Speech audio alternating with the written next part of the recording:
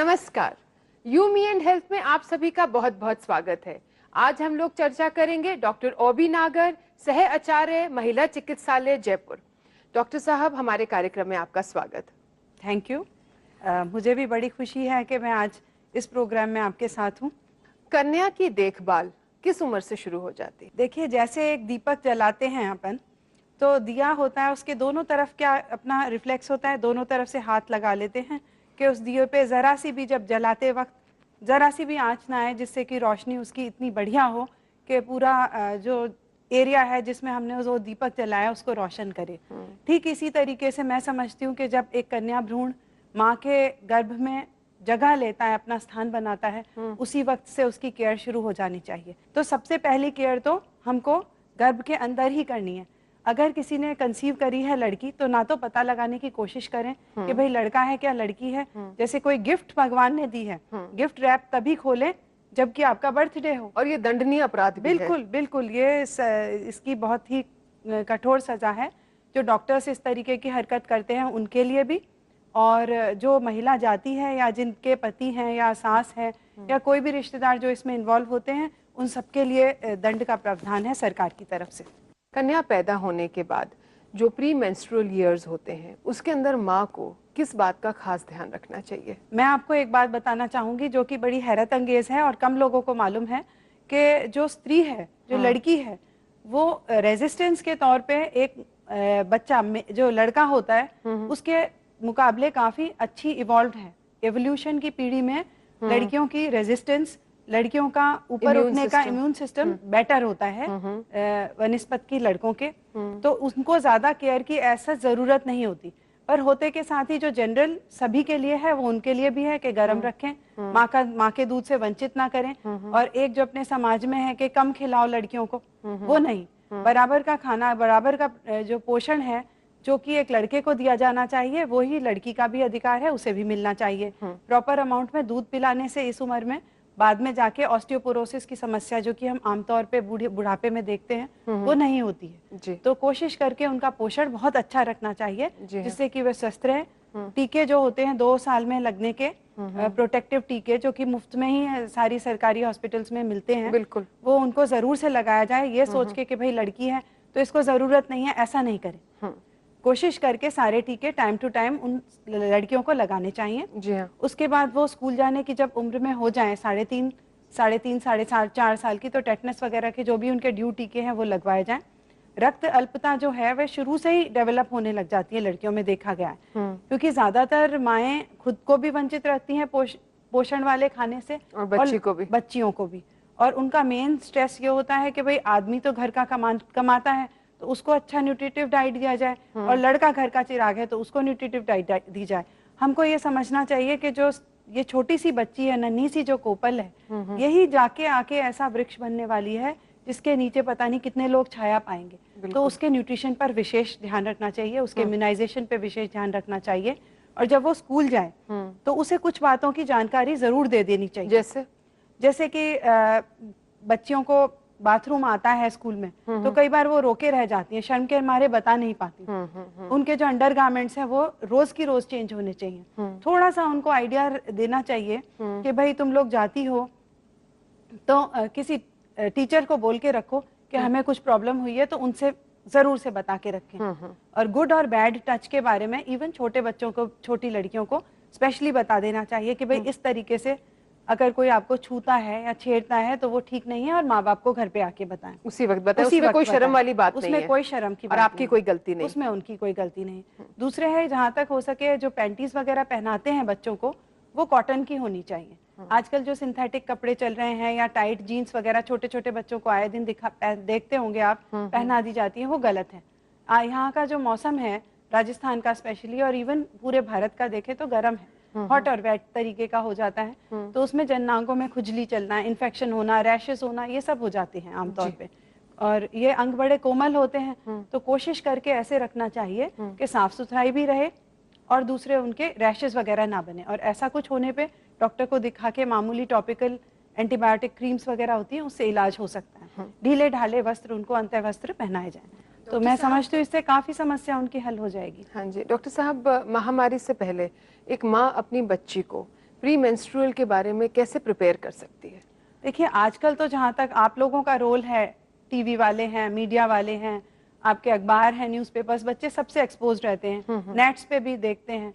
Even जो आम बच्चा है, मैं देख रही थी आज के सड़क के किनारे भी बैठ के, जो हमारे बगल में ही कच्ची बस्ती है, तो नीचे बैठ के लड़कियां लड़के सब मिलके अखबार पढ़ रहे थे। तो इन सब में इस तरीके की जागरूक करने की चीजें आती रहती हैं, पर माँ सबसे बड़ी सहेली अपनी बेटी की होती। कुछ तो क्या होता है कि जैसे कक्षा में स्कूल भेजी है आपने लड़की, तो उसमें कुछ लड़कियां उससे बड़ी भी होंगी, कुछ उससे छोटी भी होंगी।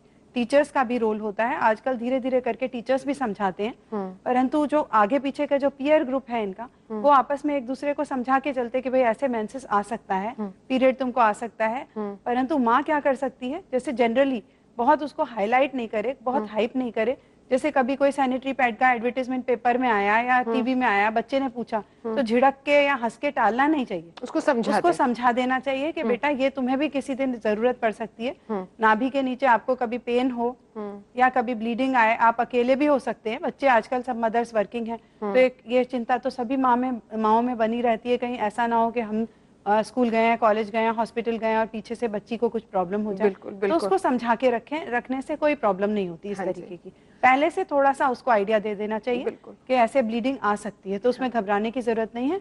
और ये एक नेचुरल कोर्स है, यूथ जैसे में जाएगी, वो अपना कदम उठाएगी, पहली पीढ़ी रखेगी, तो ये तो होगा। बिल्कुल, तो उसको सामान्य वे में उसको समझाना चाहिए। जी हाँ, मेंस्ट्रुअल केयर के बारे में आपसे जानेंगे डॉक्टर साहब, लेकिन एक छोटे से ब्रेक के बाद हम अभी वापस आते हैं। देखते रहिए यू मी एंड हेल्थ।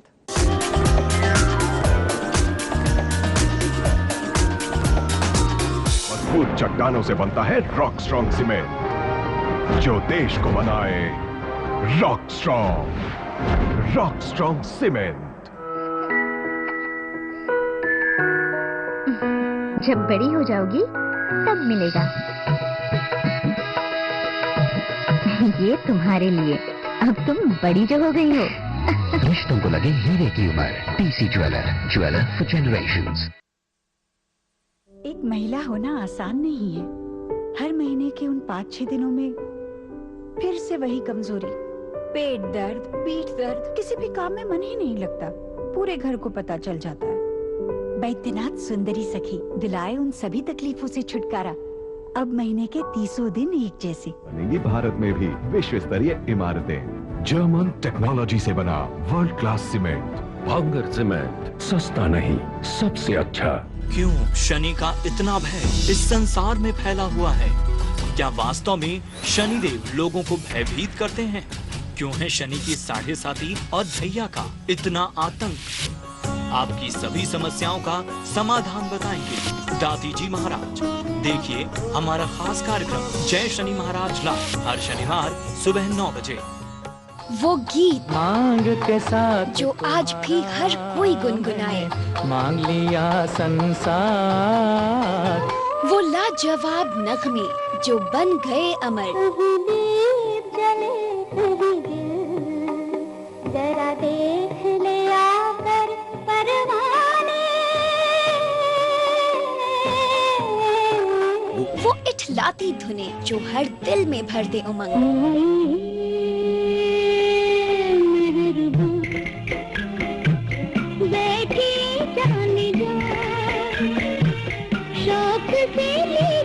जी हाँ बहनों भाइयों, भूले बिसरे गीत देखना ना भूलें। कैसी है सितारों की चाल, क्या करेंगे अंक कमाल, क्या होगा बॉलीवुड का बॉक्स ऑफिस पर हाल। अंकों में छिपे हैं सफलता के सारे राज। क्या है अंक ज्योतिष के रहस्य और क्या है अंकों का आपके लिए खास संदेश, ये बताऊंगा मैं डॉक्टर कुमार गणेश।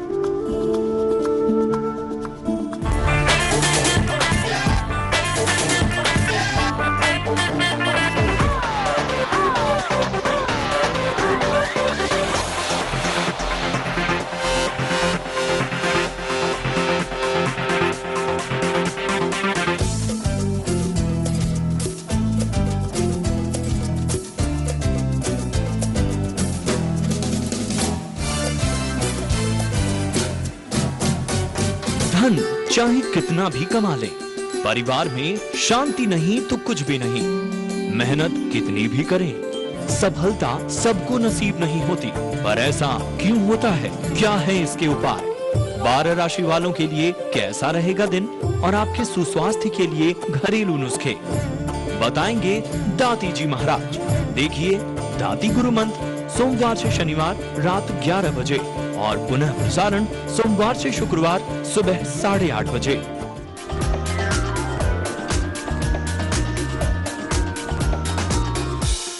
ब्रेक के बाद आप सभी का स्वागत है।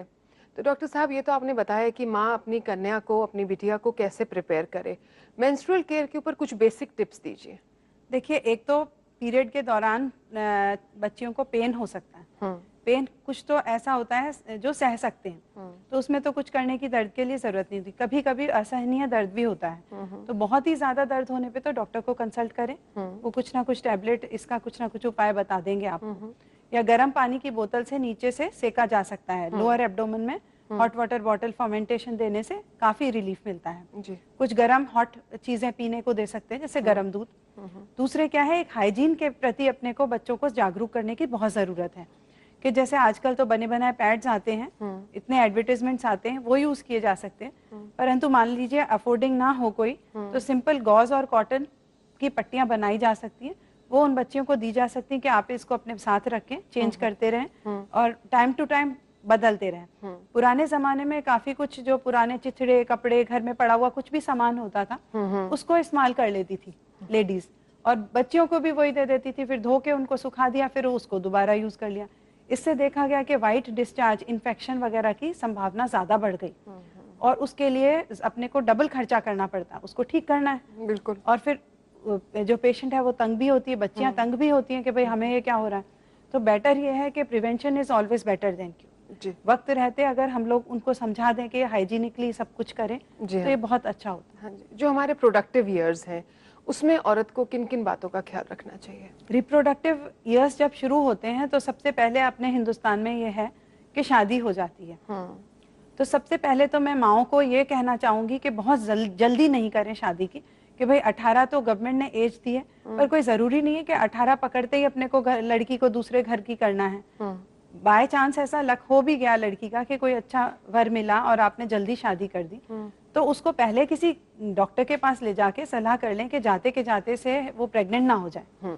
बिकॉज अभी वो उसने घर गृहस्थी संभाली नहीं, हस्बैंड को अच्छी तरह समझा नहीं, परिवार को अच्छी तरह समझा नहीं, और ऊपर से एक फिर उसने कंसीव कर लिया, बच्चा पेट में आ गया, तो उसकी मानसिक स्थिति कैसी होती है वो हम लोग अक्सर देखते हैं।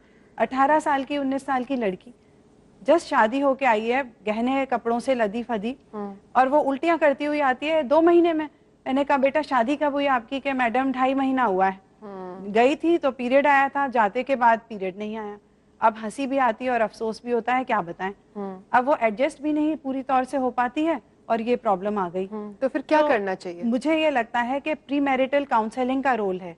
शादी से पहले ही मियाँ या तो हस्बैंड उसका साथ में आ सके, होने वाला जो फियांसी है, नहीं आ सकता है तो उसको खुद को ही समझाया जाए भाई जो टेम्परेरी मेथड्स हैं, जैसे कंडोम है या कोई खाने की गोली पे पहले से ही लड़की ले सकती है, उसके लिए कंसेंट की जरूरत नहीं होती। तो इनका पिल्स का कोई साइड इफेक्ट्स नहीं होते? साइड इफेक्ट्स तो हर चीज के होते हैं, परंतु हमको रिस्क वर्सेस बेनिफिट देखना पड़ता है कि उसका फायदा कितना है और उसका नुकसान कितना है। जी। अगर फायदे हमको किसी चीज से ज्यादा मिल रहे हैं और नुकसान कम है, तो वो चीज उसके लिए बढ़िया है। और अभी तो जो लो डोज की पिल्स आ रही हैं, उसमें हार्मोन की मात्रा इतनी कम कर दी गई है कि उसके साइड इफेक्ट्स भी बेहद कम हो गए। और कौन से कॉन्ट्रासेप्टिव्स हैं मार्केट में जो आजकल आप लोग एडवाइस करते हैं? देखिए, आप कभी मिठाई की दुकान पे गई हैं नीता जी, तो आपने देखा होगा कि सब तरीके की मिठाई लगी हुई होती है और सब में मीठा होता है, और हमको जो पसंद आता है हम वो चूज कर लेते हैं।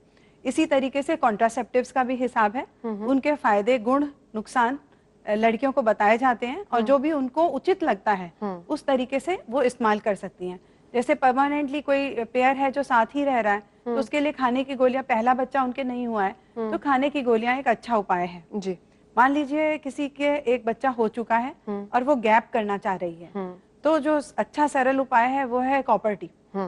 तो उसको आप शरीर में डॉक्टर के सहायता से लगवा लीजिए, और फिर आपको निश्चिंता है 10 साल तक की। आप चाहें तो 3 साल में, 5 साल में, जितना भी आप गैप चाहें उतना रखें, सिर्फ मात्र एक बार दिखाने की जरूरत है लगने के बाद।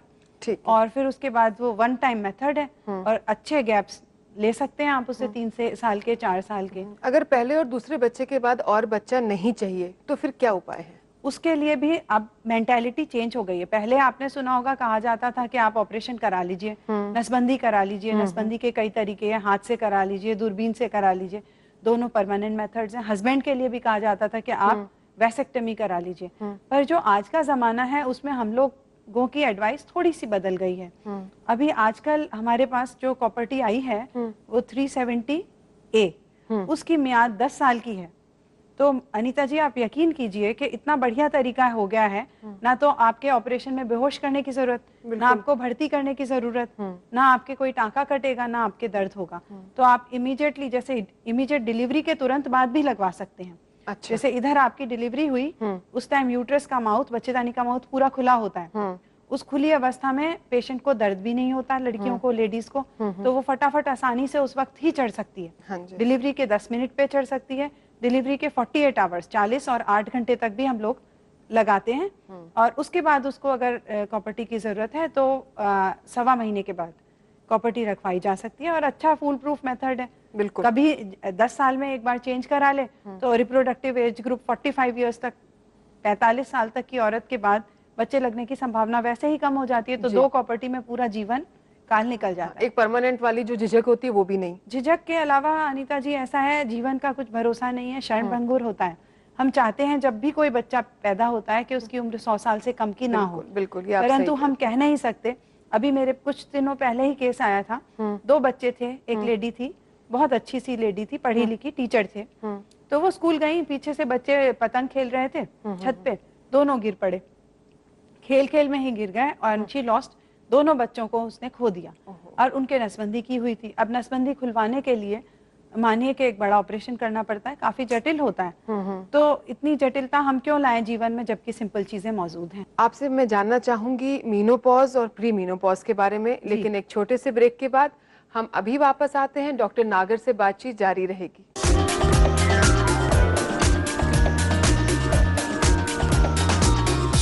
भारत में भी विश्व स्तरीय इमारतें, जर्मन टेक्नोलॉजी से बना वर्ल्ड क्लास सीमेंट। भांगर सीमेंट, सस्ता नहीं, सबसे अच्छा। जब बड़ी हो जाओगी तब मिलेगा। ये तुम्हारे लिए, अब तुम बड़ी जो हो गई हो। रिश्तों को लगे हीरे की उम्र। TC jeweller, jeweller for generations. मजबूत चट्टानों से बनता है रॉक स्ट्रॉन्ग सीमेंट, जो देश को बनाए रॉक स्ट्रॉन्ग सीमेंट। कभी ओलंपिक, कॉमनवेल्थ गेम्स तो कभी world cup, IPL, champions league. सितारे नए, अंदाज नए, मैदान में खिलाड़ी, गैलरी में खेल प्रेमी। नतीजा कुछ भी हो, जीत होती है तो सिर्फ खेल की। देखिए ETV स्पोर्ट्स।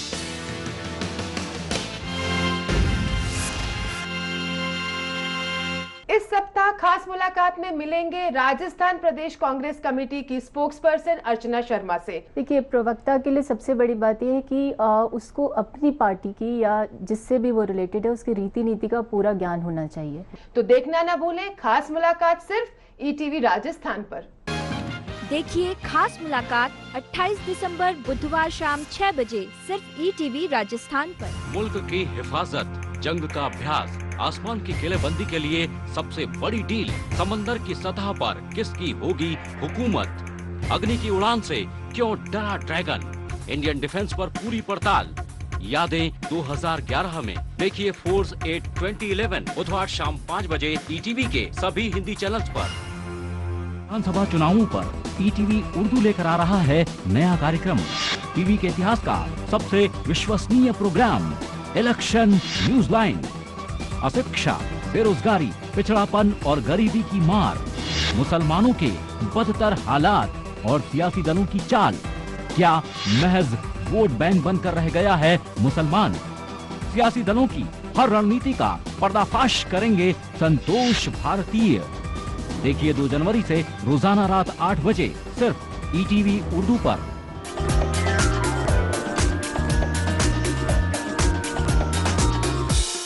ब्रेक के बाद आप सभी का स्वागत है। डॉक्टर साहब, प्री मेनोपॉज पे जाने से पहले मैं एक सवाल और पूछना चाहूंगी कॉन्ट्रासेप्टिव से जुड़ा हुआ। अगर जैसे कई बार होता है, आपने कहा भाई नई शादी है या कोई भी और कारण रहता है, तो अगर आप बिना कॉन्ट्रासेप्टिव के एक बार आपका सेक्सुअल रिलेशन हो जाता है, तो क्या उसके बाद भी कुछ ऐसी एहतियात हो सकती है कि गर्भ ना ठहरे? बिल्कुल, इमरजेंसी गोली के नाम से गोली मार्केट की है और गवर्नमेंट हॉस्पिटल्स में तो फ्री ऑफ चार्ज भी मिल रही है।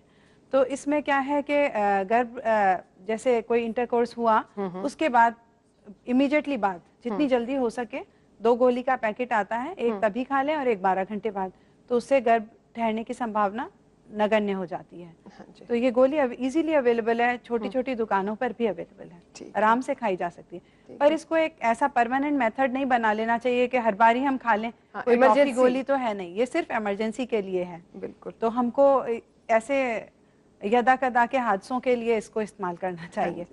प्री मेनोपॉज सिम्टम्स क्या होते हैं? पहले तो समझना चाहिए प्री मेनोपॉज क्या होता है। देखिए, जैसे सांझ होती है, सूरज ढलता है, उसकी रोशनी मध्य पड़ जाती है, पर फिर भी कितनी खूबसूरत लगती है। तो इसी संधि काल जब किसी महिला के जीवन में आता है, उसको हम मेनोपॉज कहते हैं। अगर बाहरी तौर पे देखा जाए तो मेनोपॉज का जो मेन लक्षण है वो है पीरियड बंद होना, माहवारी रुक जाती है। तो इससे हम क्लियर कट कह सकते हैं भाई 6 महीने हो गए आपको पीरियड आए हुए, तो आपको हो सकता है मेनोपॉज हो गया हो जी।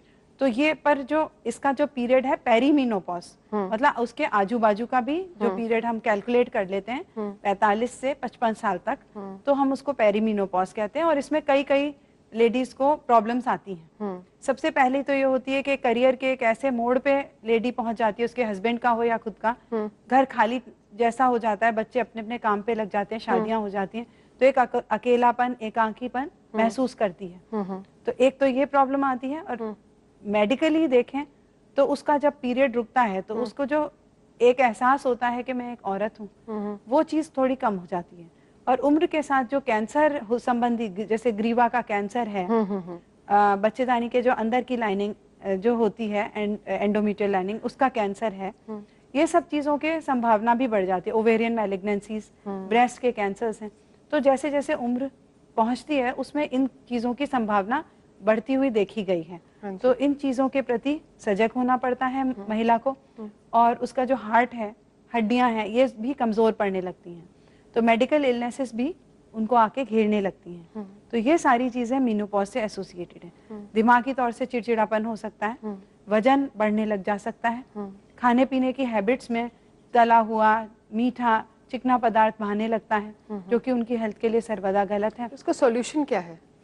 सबसे पहले तो लाइफस्टाइल चेंज। कोई दवाई, हर इलाज कोई दवा से नहीं है, दवा के परे भी सोचना चाहिए। एक तो एक्टिव लाइफस्टाइल, जहां तक हो सके व्यायाम, शारीरिक व्यायाम।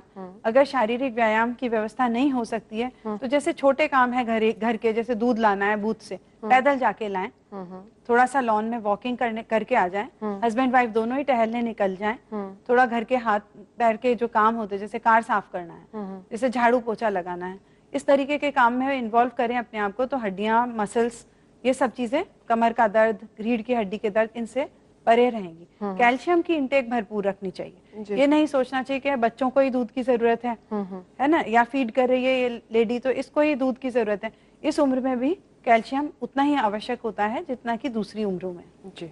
तो खाने पीने का विशेष ध्यान रखें, लाइफस्टाइल मॉडिफिकेशन करें, और फिर कोई प्रॉब्लम उनको होती है तो डॉक्टर को जरूर दिखाएं। और बिना प्रॉब्लम के भी कुछ कैंसर्स की स्क्रीनिंग जरूरी होती है, जो कि कई देशों में तो कंपलसरी बनाई है। जैसे पेप्समियर लिया जाता है, बच्चेदानी के मुंह से एक छोटा सा जांच का पानी लिया जाता है, जिससे कि हमको आइडिया लग जाता है कि भाई ये इसको सर्विक्स का कैंसर तो नहीं होगा।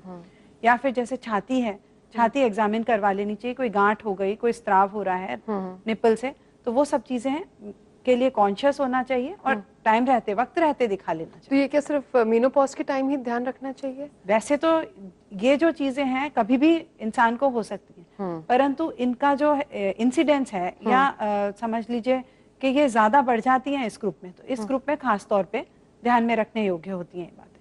क्योंकि जो प्रेगनेंसी का इवेंट है तब तो डॉक्टर को दिखा ही रहे हैं आप, तो वो कुछ ना कुछ पकड़ ही लेगा। हर तरीके से ऊपर से नीचे तक आपकी जांचें हो रही हैं, तो बीपी भी देखेगा, हर कुछ ही देखेगा। पर ये जो एज है इसमें डॉक्टर के पास वैसे ही जाने से आदमी कतराता है, कि अब तो बच्चे हो गए, सब हो गया, स्टेरिलाइजेशन भी मान लीजिए करा लिया, तो वो सोचती है कि अब क्या करना डॉक्टर के पास जाके। पर ये चीजें they are real health issues. और यकीन मानिए कि ये जो एज है, इसमें एक लेडी की घर में आवश्यकता, एक औरत की घर में आवश्यकता बेहद ज्यादा महसूस की जाती। तो एक और जैसे आपने बताया कि ये तो प्री मेनोपॉज में इन सब बातों का अपना ध्यान रखें, अपने टेस्ट वगैरह कराते रहें, लेकिन अगर तकलीफ ज़्यादा हो तो कुछ दवाइयाँ आती हैं जिससे कि ये थोड़ा सा ईज हो जाए? देखिए, दवाइयाँ आप अपने लेवल पे तो कोई ले ही नहीं सकते हैं। दवाइयाँ तो जब तक डॉक्टर कोई रिकमेंड करेगा नहीं तब तक नहीं लेनी चाहिए। और इनएडवेरेंट जैसे मल्टीविटामिन वगैरह की गोलियों का खाने का रिवाज चल गया है, मैं समझती हूँ ये भी ठीक नहीं है। इससे तो डाइट ही आप लें अच्छी। अगर कोई आपको बीमारी है, मान लीजिए अत्यधिक रक्तस्राव से आप पीड़ित हो रहे हैं, तो आप दिखाएं, दवा लें, हो सकता है ऑपरेशन करना पड़े, हो सकता है आपका कुछ कोई और फर्दर जांच की जरूरत हो, तो उस हिसाब से, जैसे मान लीजिए थायराइड ही हो जाता है कई बार और लेडीज को ब्लीडिंग बहुत ज्यादा हो रही है, तो किसी दवाई से अपने आप जो आपने ली है मार्केट से, उससे उसका हल नहीं निकलेगा। तो प्रॉपर जांच जरूरी है। जांच में अगर कोई डॉक्टर रिकमेंड करे तो ही दवाइयों का रोल है, वरना कोई, मैं नहीं समझती कि जैसे कई बार हेल्थ टॉनिक्स, हेल्थ फूड्स और हेल्थ की ड्रिंक्स वगैरह आती हैं, इनसे कोई विशेष मदद मिलने वाली है। कुछ शब्दों में हमारी सभी बहनों के लिए आप टिप्पणी करिए कि अपनी सेहत का ध्यान कैसे रखें। देखिए, सबसे पहले रोज मैं जो करती हूँ वो आप कर सकते हो। सुबह उठ के एक बार शीशे में अपना चेहरा देखें और स्माइल करें अपनी तरफ, और ये महसूस करें कि आप एक लेडी हैं, आप एक औरत हैं, आप एक स्वस्थ औरत हैं और आपको स्वस्थ ही रहना है, क्योंकि आपके स्वस्थ रहने पर ही आपके घर का स्वास्थ्य टिका हुआ है। अपने आप को किसी से कम नहीं आके, ये नहीं सोचें कि भाई हम क्या, हमारे तो बुढ़ापा आ गया, हम क्या, हमारे तो बच्चा हो गया, हम क्या, हम तो अभी छोटे हैं। नहीं, आप एक स्त्री हैं और उस स्त्रीत्व पे गर्व महसूस करें। ये तो आपने बहुत अच्छी बात बताई कि अपने आप को जाके देखें और अपने आप पे गर्वित महसूस करें। आपका बहुत बहुत धन्यवाद डॉक्टर नागर, आप हमारे कार्यक्रम में आए। थैंक यू अनीता जी। आशा करती हूँ कि बहनों को ही नहीं, सभी को आज का कार्यक्रम बहुत अच्छा लगा होगा। अगर आपको हमें कोई सुझाव देना है या स्वास्थ्य संबंधी जानकारी लेनी है तो आप हमें SMS कर सकते हैं। अपने मोबाइल के राइट मैसेज ऑप्शन में जाइए, टाइप कीजिए UMH, स्पेस दीजिए, अपना नाम लिखें, अपने शहर का नाम लिखें और भेज दीजिए 56000606 पर। आप हमें पत्र भी लिख सकते हैं। हमारा पता है You, Me and Health, ETV Rajasthan, 5/96A, Bhawani Singh lane, Bhawani Singh road, C scheme, Jaipur. अगले बुधवार हम फिर होंगे आपके बीच। तब तक take care and keep smiling.